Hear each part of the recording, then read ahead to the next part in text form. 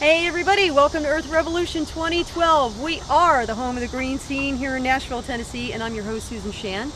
And today I'm here at Nashville Greenlands, which is a small intentional community right here in the city run by KarlMeier. I'm here with KarlMeier. Hey Karl, Hi. how you doing? Karl is many things, and he could tell stories about his work as an activist and so many other things he's done. But today we're here to talk about his sustainable food gardens and take a look at what he's done here at the Greenlands. So, Karl. Well, I've spent 50 years doing activism for peace and justice and nonviolence and racial harmony, and this is one of the most radical things that I'm doing. This is Nashville Greenlands, and I'll start with where we are now. We're an intentional community. We have restored 6 houses that were vacant in North Nashville, and we have retained 4 of them.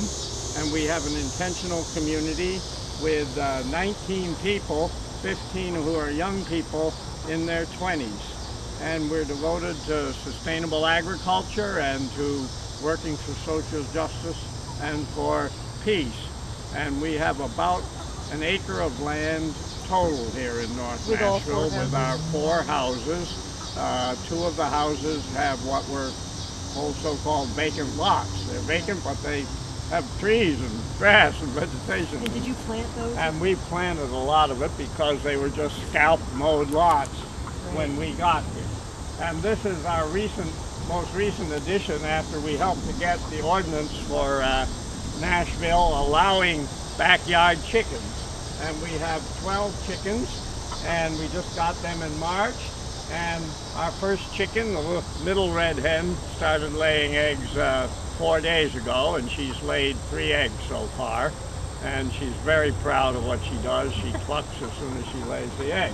And right now, this afternoon, I was extending the fenced area to where there'll be about 30 square feet of fenced area per chicken, which is about as much space as I've had in jail cells during the 2 years of my life that I spent in jail for activism. So each one of these hens is going to have as much square feet of open yard space as an activist who goes to jail has in the so-called Justice Center in that. This is our 4th house, actually, and the chicken house is on the line between the 2 properties. And this is your compost bin. And this is a compost bin. I surrounded it with hardware cloth because of a rat problem. And this is mostly just yard waste. You don't put food waste in here also. Oh yeah, the food waste. Goes in food waste, leaves, some wood chips. There's a pile of wood chips that I make from the brush. Okay, so pretty much any kind of waste that'll decompose. Okay. Yep. Yeah. All the fencing material for this chicken yard was salvaged and gathered fencing material. All the posts were salvaged. I didn't buy a single post. Good way to do it. Self-sustaining. I drain water with the barrels. All the water from the roof goes into barrels and into the ponds. Do you have other rain? Yeah, at every corner I have a rain barrel. And the frogs just showed up. I don't know how they got there. This year there are 3 frogs sometimes sitting on the lily pads, and I don't know how they got here. Now this is the one that died. Where's the peach tree that's growing now? Right here. Oh, this little baby right in front of us. This one is coming from the root of that one. Looks healthy. This one died probably because it was shade. This is where we harvested soybeans. I have the soybeans in the freezer. Edamame soybeans were in here. What will you plant next in here, Karl? I'll put cover crop of clover in there for the winter. And next year I'll probably plant soybeans again because I already have the protective fence around it. Okay. This is butternut squash. It's the easiest thing to grow. It looks like it's flourishing, but 2 weeks ago, before the rain started, it had almost died out. Now it's coming back. Yeah. It's a wonderful winter squash.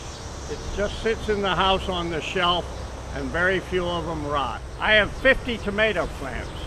Wow. At this season of the year, I typically will harvest a bucket with between 50 to 100 tomatoes every 2 days.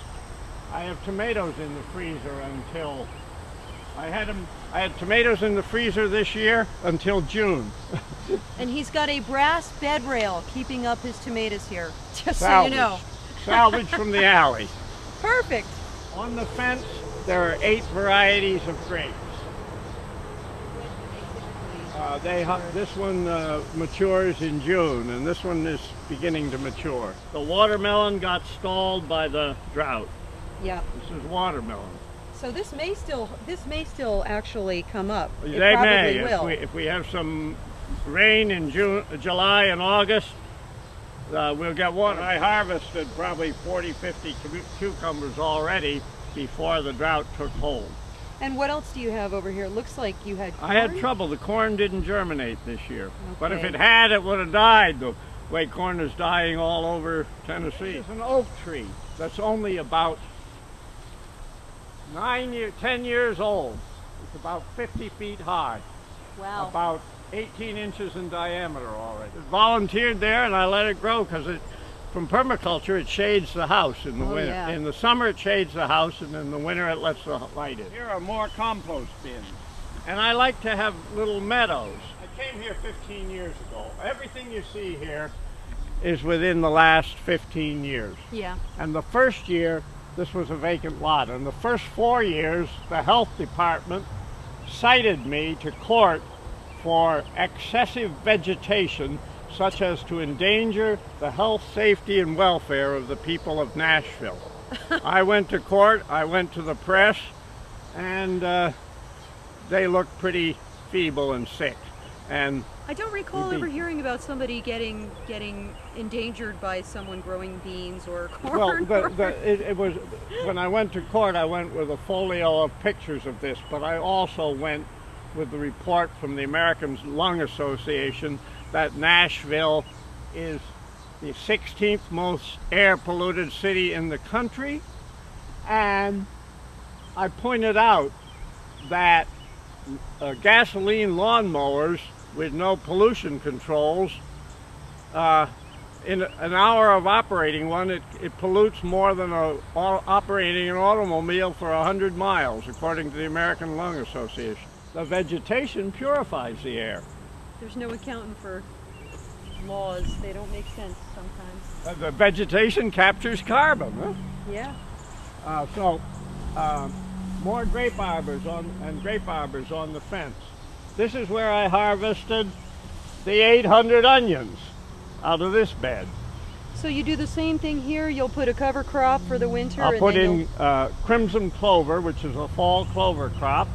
And then in March, it'll get about this high with beautiful crimson flowers. Yep. And then it will die, and it's a wonderful mulch, a wonderful green mulch. And here I have peppers. I have about 2 dozen pepper plants. They look like they're doing pretty well. They're doing okay. Yeah. I did do some watering. Is this mostly just regular green bell peppers back there? No, I have, the banana peppers are most prolific here, but I have green bell also.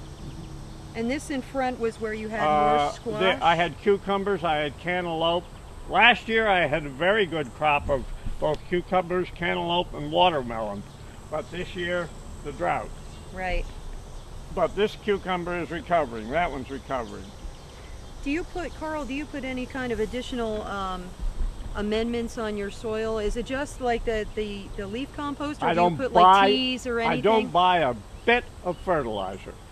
In the fall, I go around and I collect the leaves that people are throwing away. I collect the bags of leaves on the top of my car on my rack, and I bring them here, and I have a huge pile of leaves here. And then, after the stuff is germinated, I mulch it with the leaf bags and with newspapers and with cardboard boxes, and I cover it with leaves. And all that turns into organic matter by the next spring when I'm ready to sow it. I spend only about $200 a year on the garden. And that is mostly for the tomatoes, the peppers, the cucumbers, that kind of stuff. I buy the plants at farmer's market, because I get a faster start than starting them on my own. Right. In terms of labor, I could start stuff myself, but... You start some things from seed, or you start everything? I start everything from seed. seed. I mean, I plant a row of seeded cucumbers. People say, oh, you must have a green thumb. I say to them, no. Your grandmothers and grandfathers, almost all of them did this. Right. And for millions of years, the plants have known what they're doing. They know what they're doing. You just put them in the ground, you put the right plants, you find out those that want to grow in Tennessee. Those that don't want to grow in Tennessee, forget about it. Yeah. I don't nursemaid plants. Watermelons, once again, watermelons is something that wants to thrive in the South. We didn't do very well with watermelons in a valley in Vermont. It wasn't hot enough for it. And the reason why people in the South eat sweet potatoes and turnip greens and turnips isn't because they're the tastiest things on earth. It's because it's what really wants to grow here. Right, what works in the climate. I tried blueberries. They didn't want to grow here. And you don't till either, right? You just kind of put well, one way I've enriched the clay soil here is that for a number of years, and still I do some double digging with a fork. I dig about a foot deep. I put the sod down in the bottom of the trench. I put leaves and organic matter in the bottom of the trench, then I put the soil on top, and I do that every year, and that enriches and loosens the soil and makes it more of a loam down to that depth, to the clay pan underneath. Now this is an example. I tried red raspberries. They didn't thrive very well. It's too hot for them or something. I love red raspberries. As a child in Vermont, we picked 50 quarts of red raspberries every day in season and sell them on a card table by the side of the road. We had a pot there, and people would come and put 50 cents a quart for a quart of raspberries, and we saved it for college. But now, this is a black raspberry. I got 3 of these plants from Adam Turtle at the Cumberland Greens 4 years ago, and I planted them at that end. And now I'm fighting to contain this black raspberry. They spread like wildfire within this space. Yeah. That's all the space I want to give to it here. And we're planting them across the street where there's a field that's owned by the railroad, and we hope they won't do anything else with the land. That fig tree is about 10 years old. I got a second one there that's about 4 years old. Last year I got 90 quarts of fresh figs off of that tree. Wow. This year I was on track to get many more, but they're not, they're small and they're kind of a little bit stunted and behind because of the drought. Right. But I picked 6 quarts of figs off of that tree the other day. These I freeze, and also I canned some of them last year. And I had figs into, I think, into March. In the freezer and in the jars. I leave the beets in the ground. I still have about 20 quarts of pickled beets from last year. So I didn't plant quite as many beets this year. So are these, when do you typically harvest the beets? I typically harvest them in December. Well, I harvest them all through the season. Okay. Because I eat them fresh out of the ground. So but then in December, before we get too deep a frost, I harvest them all before they start freezing in the ground. This is Swiss chard and lettuce, and the kale has died, but the kale will come back in the fall. I preserve these. I keep these alive through the winter by putting bags of leaves around them and putting old windows over them. That's enough of a cold frame for kale and chard and to survive for that period of time. Now, I gave up on spinach. The spinach, by the time it really starts going in the spring, it gets too hot for the spinach. Yeah. But the chard, the taste is very similar to spinach, and the chard thrives. I typically harvest 300 or 400 stalks of asparagus off of just this bed over a period of 3 or 4 months. When do you plant that? It's a perennial. It's a perennial, so it just keeps reseeding itself. And then I leave this all through the winter until it dies, because the vegetation is feeding the roots, and the strong roots will send up more. But look at It looks great. these were stalled, but then the rain came, and look what happened. Yeah, that looks like dinner to me. Yeah. Oh, well, for sure. Oh, I get to try one? Take it, eat it. Oh, man. Most people eat asparagus cooked. I didn't like it as a child cooked. It was one of my least favorite vegetables. Oh my God, that is so good. But fresh, it's wonderful. You wish you could be eating this right now. It's so good. I harvested edamame soybeans here. I'm a vegetarian, mostly vegan. I don't like to see animals mistreated. Right. And, well, you don't mistreat your chickens, so... So now that we have chickens that are living the life of Riley, I'm fine with eating the eggs. And here's another little pond. This is a 130-gallon pond. I bought the plastic liner at Home Depot. That's fed by, it has cattails and marsh grass, and they're here to create vegetation in order to endanger the health and safety of the people of Nashville.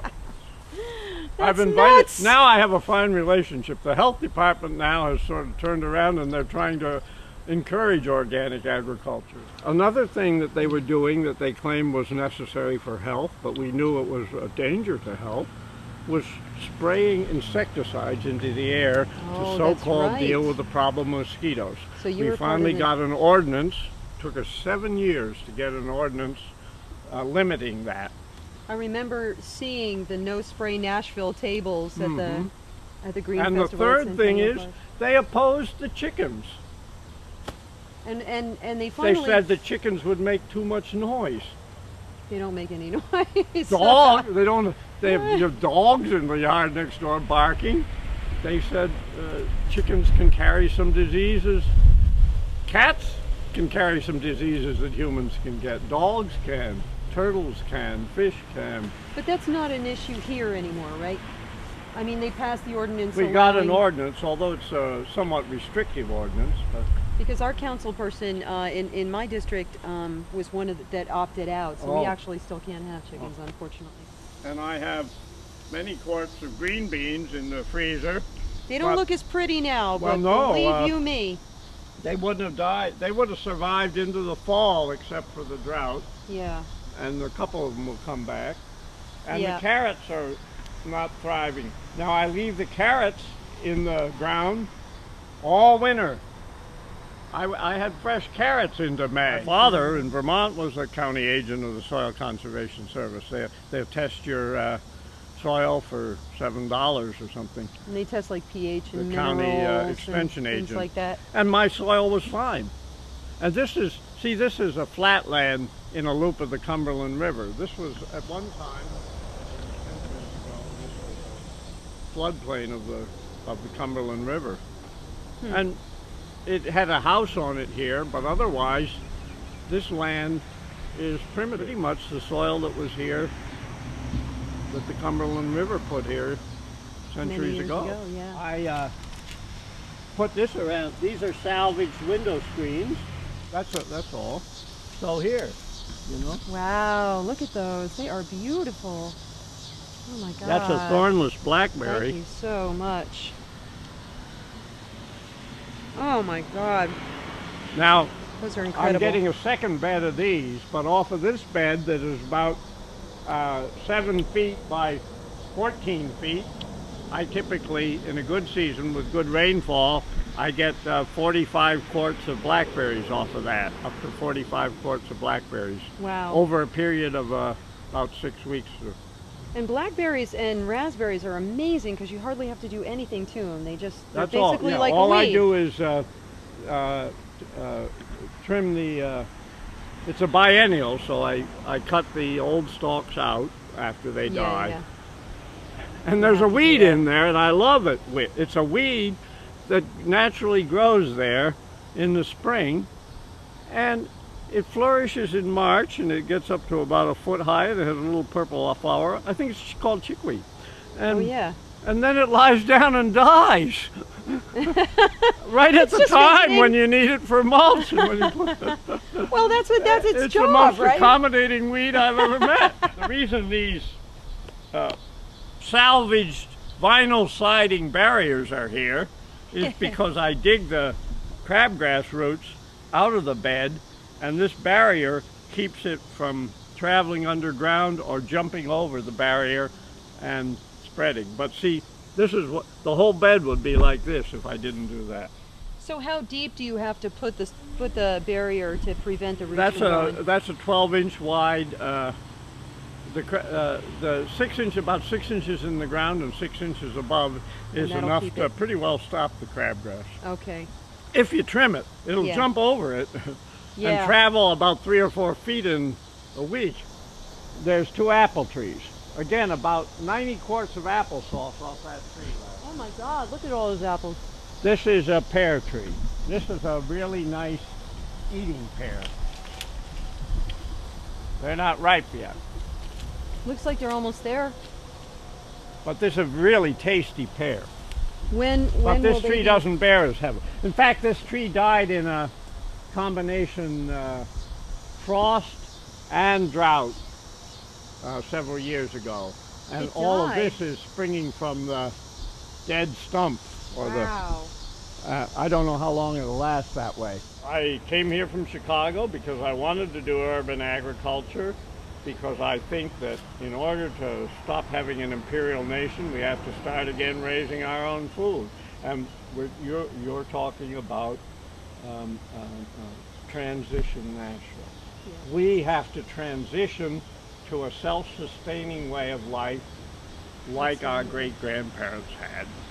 Yeah, and it really does. It begins with our food system and our healthy water, because those are the 2 things that are most vital to our well-being. And that's why this is one of the most radical things that I've done. Radical comes from the Latin meaning roots.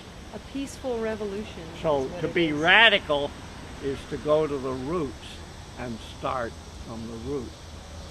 I love that. The vines are they're a real nuisance in the vegetable beds, but on the fence they make a nice living fence. There's a wire fence underneath here. And this is another cherry tree from Sandy's tree. They constantly they spring from the roots, and I dug these up and replanted this. I had 2 cherry trees here, but apparently they peter out and die after about 10 to 15 years. Okay. But then I replace them. One year here I got off of 3 of these cherry trees, I got 75 quarts of cherries. Wow. Now this is a pawpaw tree. But those aren't pawpaws, those are chestnuts, those burrs at the top. That's a branch of the chestnut tree. Okay, so I was going to say, how'd you get chestnuts on your pawpaw tree? End of August and early September, those burrs that protect the chestnut from the squirrels and the blue jays and everything, they split open and the nice chestnut falls on the ground. So you collect a lot of those as well? Yeah. For eating, and can you store them? Now, the reason you don't see a lot of chestnuts in the store is they don't preserve well. These fruit trees are far too crowded. Yeah. I planted them about 15 feet apart, but I'm an old man, and I had a limited amount of land, and I wanted a lot of fruit trees, and I wanted vegetables, and I wanted fruit, and I didn't have enough land for what I wanted. But I figured at least I'll get something before I die. But I'm so healthful that from all the fruit you're eating from your trees, right? that some of the fruit trees are dying from being too crowded. How far apart should they typically be? Oh, probably 25 or 30 feet minimum. Yeah. And I have them about 10 to 15 feet apart. They're too crowded. Yeah. But you have a heck of a lot of fruit growing here, I'll say that. But that was my thinking, you know. Yeah. I'll get some fruit until they crowd each other out too much, and then they'll be more mature and they'll yield more fruit, but I'll have fewer trees. So why did I do this? Because if we live in community, if we share resources, we share housing resources. Right. We have 4 houses. There's no empty bedrooms. Mm-hmm. There's no vacant bedrooms with You said there's 19 belongings, with excess belongings stored in them. Mm-hmm. We raise our own food organically in our backyards, not burning any petroleum to raise it and to harvest it and so on. Mm-hmm. And if we do these things, and we have a symbiotic relationship with nature. If you look at this 1/3 of an acre of land here, these 2 lots, this is probably the most biological diversity that has ever existed on this land. Yeah. Because I intentionally prevent the dominant species from taking over. Right. Yeah. And I intentionally encourage the plants that produce food for humans first, but also that produce food for bees and insects and birds and butterflies. Yeah. Do you have a lot of different varieties of like birds that you see here as well? Well, there aren't too many resident birds, but there are robins, cardinals, mockingbirds, and Carolina wrens nest on this property. Yeah. Unfortunately, 3 of those are fruit-eating birds. Oh no. Well, it looks like you have enough to be able to share.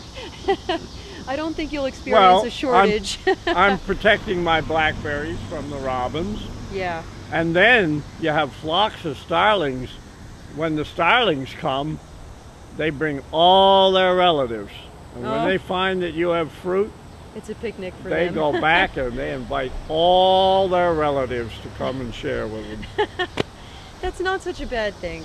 It's fine for the starlings, but it's hard on me. Once again, this is Earth Revolution. I'm here with KarlMeier. Karl, thank you so much for talking with us today. And everyone is welcome to visit us at Nashville Greenlands, 2407 Hyman Street, Heiman, in North Nashville, because I have this here to raise food, but fundamentally I have it here for education about a way of life that is sustainable in cities. And I did it in a city to show that you don't have to go out to a hollow in Tennessee and buy an old hollow to do it. Yep. An old farm. You can do it in your yard in Nashville, Tennessee. So let it begin right here, right now. Earth Revolution.